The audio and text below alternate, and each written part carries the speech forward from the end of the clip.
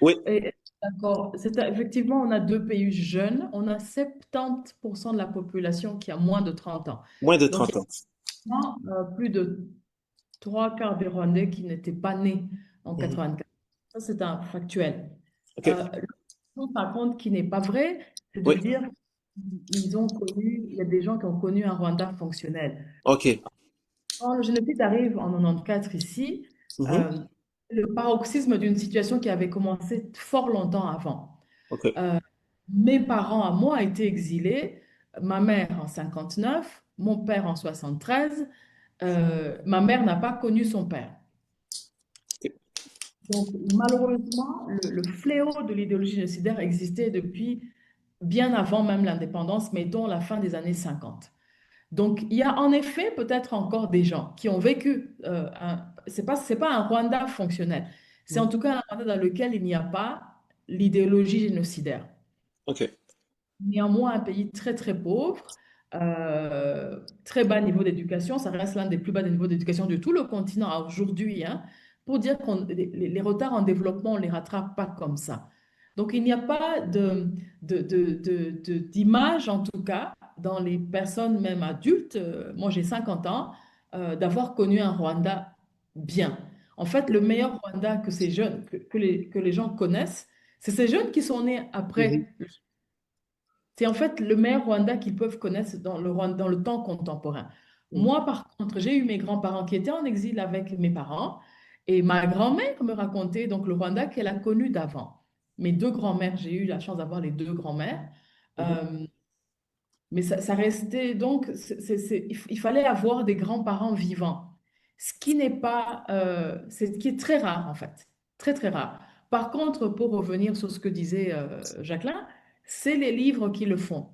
Mhm. L'année 4 ou 5 ans, un de mes oncles pour ses 70 ans, on lui a fait une fête et mon fils qui a 24 ans lui dit, mais papy, ce que je veux, c'est connaître, c'était comment ton enfance. Moi, je ne connais pas ton enfance. Vous imaginez, on est des familles, on n'a pas de photos de famille, par exemple. Dans Mhm. certaines familles, il n'y a pas d'image d'avant, simplement pas de souvenirs. Moi, j'ai heureusement mes parents parce qu'ils étaient en exil, mais il y a beaucoup de gens qui n'ont même pas d'album de famille. Et il a pris ça au sérieux et il a effectivement écrit un témoignage. Et le titre de son livre, c'est Qu'il était beau mon pays, et il raconte ce que c'était une enfance rurale dans le Rwanda des années 50. Et heureusement, mais il n'y a pas tant que ça qui est aussi très difficile dans un contexte post-génocidaire. L'événement de 94 prend le pas sur tout. Mhm. Il occupe tout l'espace dans l'inconscient et dans la conscience des gens. Il y a très peu de récits. Esther le fait même dans son premier livre Survivante, où elle raconte son enfance avec les parents. Mhm. Mais ça occupe une place relativement marginale dans la littérature d'aujourd'hui. Et aussi, on est un pays d'oralité, donc les gens n'écrivent pas. Moi, je ne sais pas pourquoi, si vous êtes comme ça, mais moi, je connais beaucoup d'écrivains. J'aime les écrivains haïtiens, René Despetres et compagnie. Je lis les haïtiens. Et donc, on n'a pas vraiment beaucoup d'auteurs dont c'était le métier d'écrire et raconter. Par contre, les gens racontaient oralement. euh, dans la culture. Sauf que le moment du génocide aussi amène un grand silence. C'est le silence du choc post-traumatique, mais c'est aussi le silence tout court, parce qu'il n'y a pas de mots.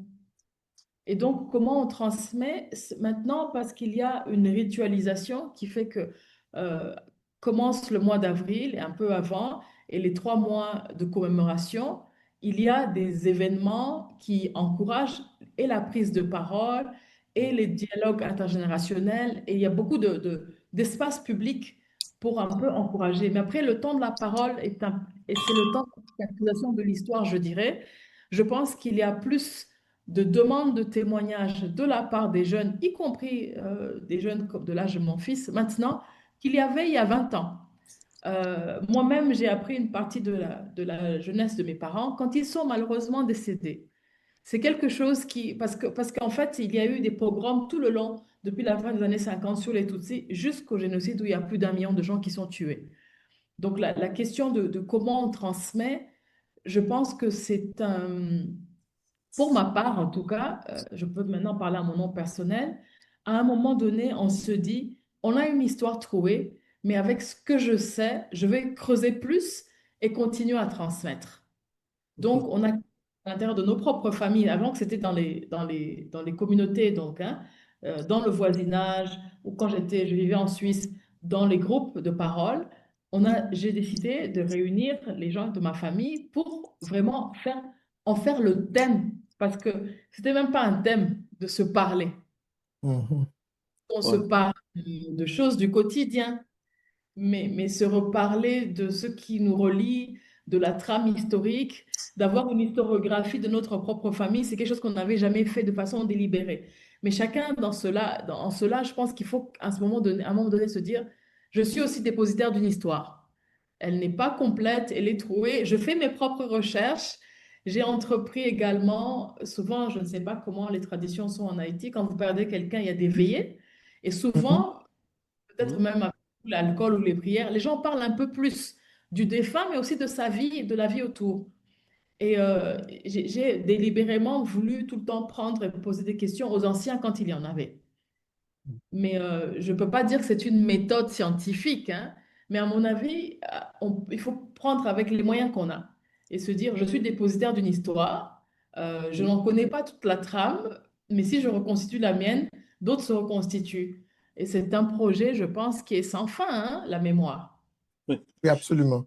oui, Mais le travail de mémoire, des fois, fait face à de grands défis. Il y a le choc des tendances, on dirait d'obédience, des chocs des tendances. Par exemple, je peux voir le génocide sur l'angle, mon angle peut ne pas être l'angle de l'autre.